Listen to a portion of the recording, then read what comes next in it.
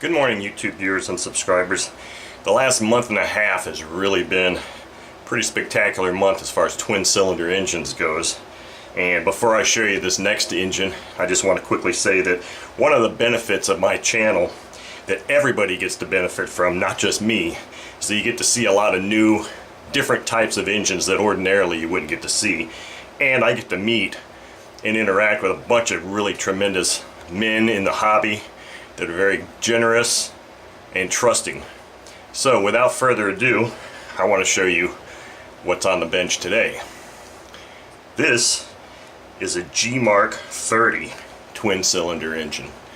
Now this is the second of two G-Mark engines that are currently on my table right now from two different men. This one was probably made back in the early 80s, and I'll put a link to the reviews that I have found on this engine so you can read about them yourself.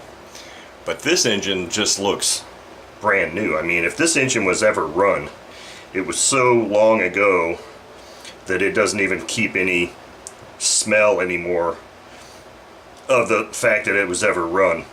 Now these were made in Japan and just fantastic engines. I really don't know a whole lot about these engines other than what I've seen in the reviews.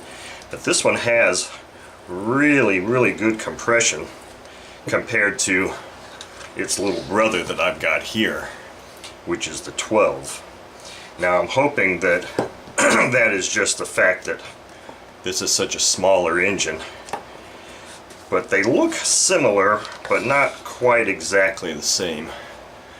So this is kind of a fun thing because I'm just going to start dubbing myself now the engine babysitter, because I'm fortunate enough to actually get to just babysit engines like this and run them and enjoy them for a short period of time. The best thing about me being a babysitter is that I don't charge prices for babysitting engines. So it's always been kind of a nice thing. I come home from a hard day at work and I come and look at my table, come into my airplane room and see the table, and there's always something different on the table. And these two engines now are just smiling at me saying, David, please take me out for a run. And they just really want their first sip of some glow fuel, and I haven't been able to give it to them just yet. So you'll have to wait just a little bit longer because I've only got one of these. I ordered another one during Sonictronics 20% sale last week when they were all off. They're off that whole week. I haven't got a response yet as to whether this is shipped, but as soon as I get my other glow, you guys are going to get to drink some fuel. So stay tuned to watch both of these G-Mark engines, a G-Mark 12 and a G-Mark 30, get run by the engine babysitter. And believe me, I'm going to be extremely careful with these beauties.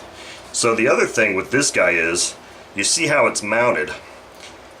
It has this integrated firewall mount, so I'm going to have to mount it basically to this same piece of wood. I hope that the displacement is not too large to keep it contained on this wood, but once I remove this one, I'm going to have to mount this one here, and you'll see that the throttle arm, oh, that's the needle out one, here's the throttle arm.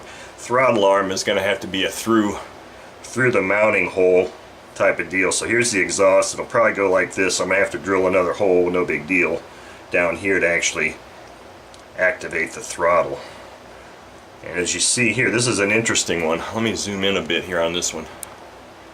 You can see how the carb is actually more of a slide type carb as opposed to a rotating barrel.